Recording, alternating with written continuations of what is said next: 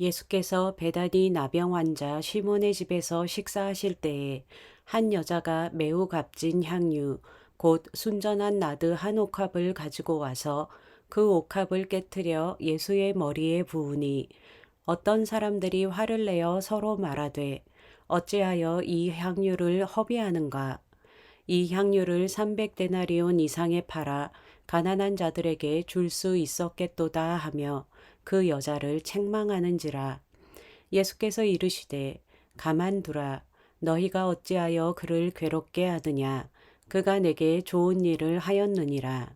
가난한 자들은 항상 너희와 함께 있으니 아무 때라도 원하는 대로 도울 수 있거니와 나는 너희와 항상 함께 있지 아니하리라. 그는 힘을 다하여 내 몸에 향유를 부어 내 장례를 미리 준비하였느니라. 내가 진실로 너희에게 이르노니 온 천하에 어디서든지 복음이 전파되는 곳에는 이 여자가 행한 일도 말하여 그를 기억하리라 하시니라. 또 크로스 십자가에서 아, 이 책자가 한 권이 있습니다. 이 리차드 보컴이라는 분의 책인데요. 십자가에서 사순절 기간 안에 이 책에 나오는 인물별로 해서 또 우리 상황에 맞게 하나님의 말씀 함께 나누도록 하겠습니다. 사순절 기간 가운데 또 주님을 깊이 묵상할 수 있었으면 좋겠습니다. 오늘 첫 번째 인물로는 베다니의 마리아에 대해서 함께 나누겠습니다. 꼭 기억해야 될 여성 제자가 있다면 베다니의 마리아입니다. 중세 시대에는 이 여인에 대해서 많은 왜곡이 있었어요. 그런데 실질적으로는 예수님의 정말 기가 막힌 제자였고 또 에베소 지역에 전통적으로 내려오는 이야기와 또 문헌을 통해서 보면은 정말 대단한 제자였다는 것을 보게 되어집니다. 그래서 12제자 이외에 여성 제자가 있었을까? 중세에는 조금 여성들 좀 낮춰보는 게 있었기 때문에 마리아에 대해서 별로 고정을 안 했는데 요새는 많이 드러나게 되어집니다. 특별히 베다니 마리아의 이야기 중에서 향유를 부은 그 여인으로 또 소개가 되어지는데 오늘 본문의 말씀에 맞추어서 함께 보도록 하겠습니다. 예수님의 십자가 여정의 시작은 이 세례 요한 때부터 조금씩 세례 요한은 알았어요. 그리고 변화산이라는 곳에 가서 드디어 엘리야와 모세를 만날 때 주님께서는 이 부분에 대해서 명시적으로 변화산 이후에 사건 이후에 드디어 고난받고 버림받고 죽음에 대해서 가르치기 시작하셨습니다. 이 죽음에 대해서 가르칠 때 제자들은 이해할 수가 없었어요. 이해하려고도 하지 않았습니다. 예수님의 죽음을 위험을 향해서 곧장 걸어가시는 그런 모습에 대해서 그동안에 했던 어떤 모습과는 너무나 다른 반대 방향이었기 때문에 이 십자가의 고난을 통한 승리에 대해서 이해를 못하면 이게 도대체 받아들이고 싶지 않은 그런 부분입니다. 주변 모든 사람이 분명히 알게 된 시점은 언제였을까요? 그래서 바로 이 마지막 6월절 만찬의 엿새 전에 오늘의 이 본문의 장면인 베다니에 도착해서 드디어 모든 사람들이 명시적으로 알기 시작합니다. 이곳이 어디입니까? 이 베다니는 이 마리아와 마르다의 집이었고 예루살렘 동쪽에서 이 감람산이라는 언덕백이 바로 뒤에 있는 그 마을입니다. 나사로가 바로 마르다 마리아의 오빠였는데 얼마 전에 이 나사로를 살려주는 일들 때문에 많은 사람들에게 이미 지명수배가 어떻게 우리식으로 하면 지명수배가 내려진 상태에 있었어요. 위험거리가 되겠다라고 생각해서 그대로 두면 안 되겠다, 붙잡아야겠다 하면서 지명수배가 내려진 상태에 있었습니다. 예수님이 본 사람 누구든지 신고를 해야 되는 그런 상태에 이르렀고요. 예수께서 이곳에 오신다는 것은 정말 제일 먼저는 아이고 왜 주님 이거 되게 힘듭니다, 위험합니다 이런 얘기를 해야 되는 그런 상황이었다는 거죠. 그런데 바로 그런 시즌에 예수님을 맞아들이고 초대를 해서 섬긴다는 것은 이거는 정말 지명수배자를 섬겨주는 거와 똑같은 거예요. 숨겨주는 거라. 그래서 굉장히 위험을 초래할 일입니다. 자, 초대는 비밀로 분명히 했을 것이고 그런 분위기가 있었기 때문에 분명히 비밀로 하면서도 여러 가지 감정이 복합적으로 아마 있었을 겁니다. 바로 얼마 전에 오빠를 살려준 것에 대한 큰 고마움, 감사, 그리고 예수님의 가르침을 늘 듣고 따라가고 있었던 여성 제자의 입장에서. 그런데 분위기는 점점 험악해지고 있고 예수님이 어쩌면 죽을지도 모르는, 그동안의 가르침도 합리적으로 있었는데 다른 제자들은 한 명도 이 부분에서 받아들이고 있지는 않았어요. 그런데 마리아가 이 부분에 있어서 향유를 들고 예수님께 가지고 와서 우리가 잘 아는 향유를 부은 사건이 일어나기 시작합니다. 여러분, 남성 제자들은 상상하지도 못했어요. 여전히 만찬이 준비되는 동안에 어떤 위기의식 같은 것이 있었지만 예수님이 체포될 거라는 생각하지 않았어요. 도리어 요한이나 야고보의 어떤 분위기를 봐서는 아이 군대라도 일으켜가지고 그냥 다 초토화시켜서 그냥 점령하십시다. 뭐 이런 분위기예요, 사실은. 혹은 뭐 이렇게 어려움이 있어도 주님께서 다른 길을 내시겠지. 뭐 이런 분위기였기 때문에 아직 죽음을 받아들이고 있는 상태가 아니었습니다. 그들도 3년 반 동안 하나님 나라 왕국에 대한 기대가 있었고 예수님과 더불어서 오른쪽 왼쪽을 차지하려고 하는 그런 마음이 있었어요. 위대한 목표를 위해서 달려왔고 자기 삶도 예수님 위해서 헌신되어졌기 때문에 이 죽음의 길을 받아들인다는 걸 생각조차 하고 싶지 않은 어쩌면 그런 시간이었습니다. 받아들이기 어려운 시간에 마르다 마리아 자매에게 이 유월절 만찬은 너무나 특별한 것이었고 마리아는 이미 마음속에 어떤 결단을 내린 것이었고 그 기쁨과 감사뿐만이 아니라 주님을 위해서 무엇인가 행해야겠다라는 그런 마음을 갖게 된 것입니다.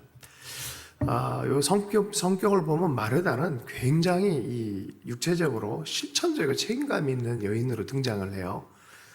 분명히 또 시중드는 사람과 더불어서 음식을 잘 준비하고 접대를 하려고 많은 애를 썼을 겁니다.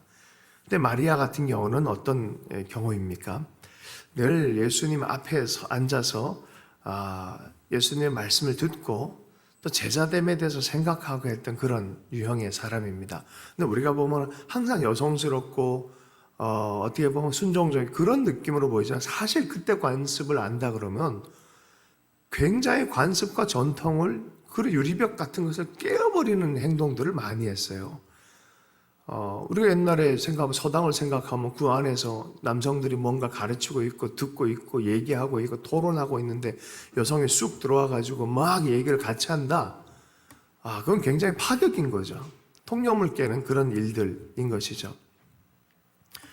마리아가 또 이 향유를 부은 것도 똑같이 행동을 합니다.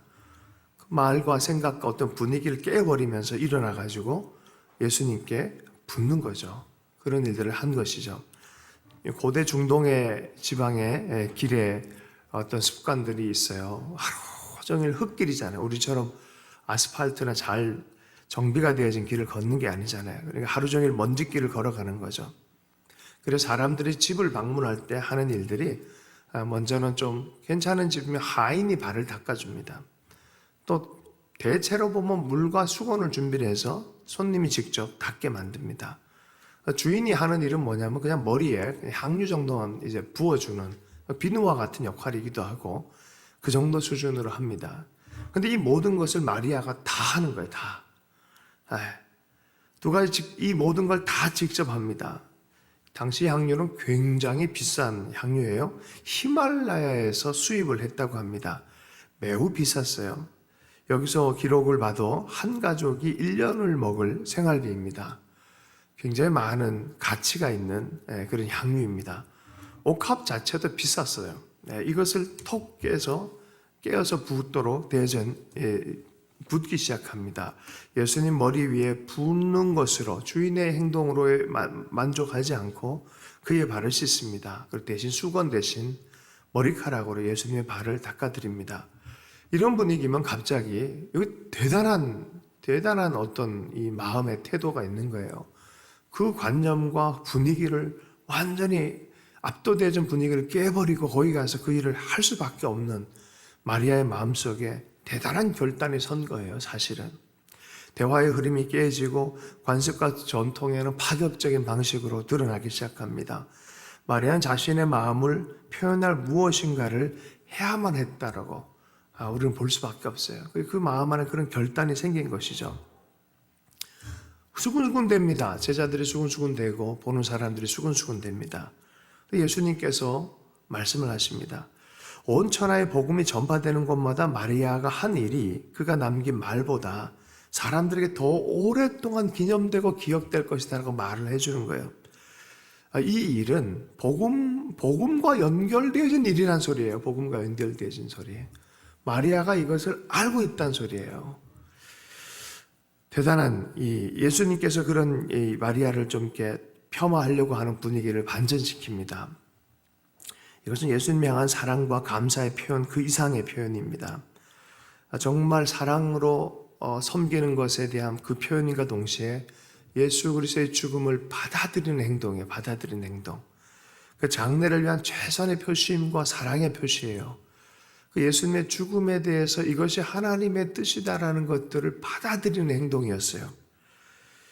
자꾸 다른 본문에 보면은 마가복음의 본문에 보면 자꾸 제자들이 괴롭히다 보니까 예수님이 이런 얘기를 직접 하세요. 가만둬라. 너희가 어찌하여 나를 괴롭히냐. 그가 내게 좋은 것을 하였느니라. 그는 힘을 다하여 내 몸에 향유를 부어 내 장례를 미리 준비하였느니라. 제자들은 그 죽음을 받아들일 준비가 안 돼 있는데 여성 제자 마리아만큼은 정확하게 알고 있었어요. 그리고 최고의 사랑으로 오늘 지나면 이분은 반드시 그렇게 될 거다라는 그런 의식이 자기도 정확하게 이해는 못했지만 자기 마음을 격동하고 있었던 것이죠. 여러분 마리아를 생각하면서 한 3가지 정도 짧게 나누고 기도하는 시간 갖겠습니다. 옥합을 깨뜨린 사건은 마리아가 예수님의 죽음을 받아들였음을 표시하는 사실이에요. 예수님이 곧 죽을 것이라는 사실을 현실로 받아들인 것이에요. 이 마리아는 다른 제자들처럼 예루살렘의 입성을 만류하거나 예수님 죽지 말아주세요. 왜 죽으십니까? 라고 다른 제자들처럼 막는 일도 없었습니다. 또 나중에 보는 것처럼 베드로가 끝까지 제가 따라가겠습니다. 마치 예수님 구할 것 같은 그런 행동, 이런 행동을 또한 하지도 않았습니다. 예수님의 죽음을 받아들였다는 거예요. 그리고 그것이 하나님의 뜻인 것을 온전하게 받아들이고 있다는 것입니다. 마리아는 이해할 수는 없었지만, 다 이해할 수 없었지만 예수님이 가시는 길에 대해서 의심하려거나 막으려고 하지 않았습니다. 그녀는 그거를 그저 받아들이고 자기가 준비할 최선의 옥합을 준비해서 그분을 위해서 부어드린 일을 행했습니다. 여기에 복음의 핵심이 있어요. 예수님 왜 죽으세요 도대체? 죽지 마세요. 여러분 그 죽으셔야만 내 삶도 구원받고 우리의 모든 사람들이 구원함을 얻는 거예요. 십자가는 이해하는 게 아니라 어떻게 보면 받아들이는 거예요. 받아들인 거. 왜 그걸 그렇게 해야 돼요?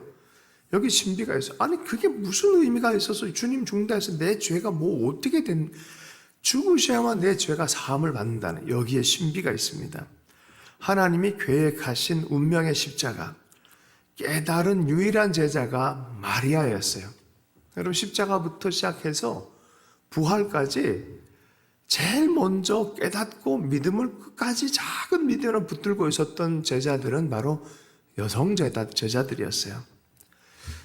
참 놀랍지 않습니까? 여러분 옥합을 어떻게 여러분이 기억을 하십니까? 이 마리아의 관점에 그의 마음을 이해하려고 이렇게 들어가 보다 보면 참 이제 이런 은혜들이 나와요. 제가 잘 가는 어떤 장소가 있는데 가는 곳마다 사진을 찍어요. 근데 이게 사진이 다르게 나와요. 분명히 같은 공간, 같은 곳인데 아침 다르고 점심 다르고 저녁 달라요. 또 비 올 때 다르고 태양이 뉘엿뉘엿 질 때 또 모습이 분명히 달라져요. 제가 그래서 글을 짧게 하나 썼는데 하나님의 인상파라고. 여러분 어떻게 보느냐의 관점이에요. 이 향유는 예수님의 죽음에 대해서 하나님의 복음과 연결되어진 하나님의 메시지라는 것을 마리아는 알고 그 관점 안에서 이 행동을 하고 있는 거예요. 여러분 마리아는 어떻게 보셨습니까? 저는 이것에 대해서 참 이 마리아가 대단하구나 하는 생각을 가지게 되어졌어요. 여러분, 십자가를 향해서 예수 그리스도의 그 정말 살려주시는 그것, 오빠를 살려준 거에 고마움뿐만이 아니라 어떻게 보면 예수님의 죽음을 통하여 또한 우리를 살려줄 것에 대한 그 기쁨과 감사의 표현으로 자신의 최고의 귀한 것을 부어드리는, C.T. 스터드가 그런 얘기를 했어요. 예수께서 정말 나를 위해 죽어주셨다면 나의 어떤 희생이라고 해도 그건 아깝지 않다라는 거예요. 그가 나를 위해 죽어주고 모든 걸 부어드렸다면 내가 드리는 것은 아깝지가 않다라는 거예요. 여러분, 이게 그리스도 예수의 사람들의 특징인 줄로 믿습니다. 하나님 우리에게 부은 사랑 때문에 우리가 마땅히 그분을 사랑하는 것, 내 모든 것을 사랑하는 것, 이것이 바로 사랑과 사랑이 공명되어지는, 사랑을 받고 앉아만 그 사랑을 줄 수 있는 거예요. 계산하는 사람들은요, 하나님이 이런 사랑을 아직 체험하지 못한 사람이에요. 이걸 계산해요, 사람들이. 그걸 왜 아깝게 저기다 버리느냐라고, 붓느냐라고 또 제자들이 수근수근 됩니다. 여러분, 그건 계산하는 거예요. 예수 그리스도가 죽으신 죽음이 어떤 죽음인지 아직 이해하지 못하는 거죠. 내가 받은 사랑이 얼마나 무한한 사랑인지 충분히 이해하지 못한 사랑이에요. 자, 마리아가 그렇게 했던 것처럼 우리도 먼저 받아들이는 것으로 시작을 해야 돼요. 여러분, 인간적인 계산을 하면 안 돼요. 예수님께서는 종교적인 또 정치적인 사법적인 그런 살인을 당하십니다. 그런데 그 길이 인간적으로는 여러 명목이 있지만 예수님은 이건 하나님이 내게 허락한 인류 구원을 위한 길이다라고 받아들이신 거예요. 이런 방식으로 해서 내가 죽임을 당할 것이다 라고 받아들인 거예요. 그 죽음에 여인이 향유를 부어서 향기 나게 합니다. 죽음은 냄새 나는 거예요. 그런데 그것의 의미를 안 마리아가 또 사랑으로 부어드림으로 말미암아 향기가 나게 합니다. 온 집에 향기가 진동했다고 말하고 있어요. 여러분, 죽음은 악취를 풍겨요. 그러나 사랑은 향기를 나게 합니다. 십자가를 보면 아픔이고 죽음이고 저주입니다. 그런데 그곳에서 향기가 나기 시작합니다. 여러분, 그 다음에 제자들이 이건 뭐 덧붙이는 얘기지만, 얘 저거 가지고 계산한 걸 얘기하는 거죠. 저걸 가지고 가난한 사람을 도와줬으면 얼마나 좋았을까라고 얘기를 합니다. 주님이 이렇게 얘기하셨죠.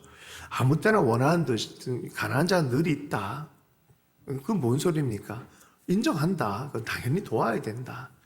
아무 때나 원하는 대로 그들은 도울 수 있다. 그러나 나는 너희와 항상 함께 있지 않다. 이제 성령님을 통해서 주님과 함께함과 동시에 그런 의미를 갖지만 육신으로는 제자들이 마지막으로 보는 장면이잖아요. 가난한 자들 끌어안은 거예요. 사실 예수님께서 끌어안은 거예요. 그래, 맞다. 니들 말이 맞다. 그러나 이건 좀 특별하다. 어떻게 보면 가장 가난한 자의 모습이 되는 거예요. 가장 가난한 자의 모습. 최고로 가난한 자. 먼저 도와야 된다면 누굴 도와야 되냐? 제일 가난한 자 도와야지 않냐? 지금 케이스는 마리아가 맞다. 그러면서 가난한 자를 끌어안는 모습을 보이죠. 예수님께서는 육신으로 살아계신 동안에도 가난한 자, 작은 자를 섬기는 것이 나를 섬기는 거다라고 말해 주었지 않습니까? 그러면서 그들을 섬길 때고 나를 섬기는 것이다 라고 말해 줬죠.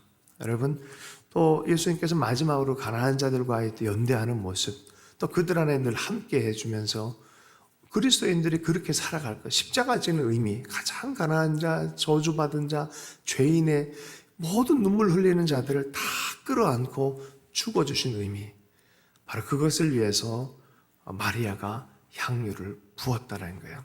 마리아의 행동은 예수님을 가장 예수님 되게 바르게 보는 그 행동들이었어요. 우리 마음 안에 주님을 어떻게 바라보고 있는지 생각해 보도록 하겠습니다. 우리도 마리아처럼 그 한 예수님의 그 십자가의 죽음에 대한 깊은 이해함으로 우리의 것으로 섬겨드리는 그런 섬김이 있으면 좋겠습니다. 주신 말씀 붙들고 기도하도록 하겠습니다.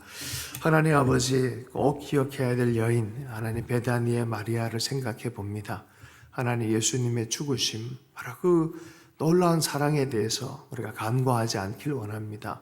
아버지, 이 사순절 기간 안에 주의 십자가를 깊이 묵상하며 또 주님을 사랑하고 섬기는 귀한 한 날을 보낼 수 있도록 은혜 허락하여 주십시오. 이것이 우리의 중심을 차지하길 원합니다.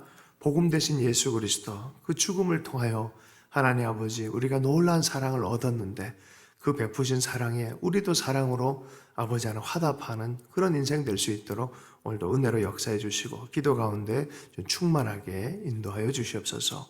감사하며 예수님을 축복하며 기도했습니다.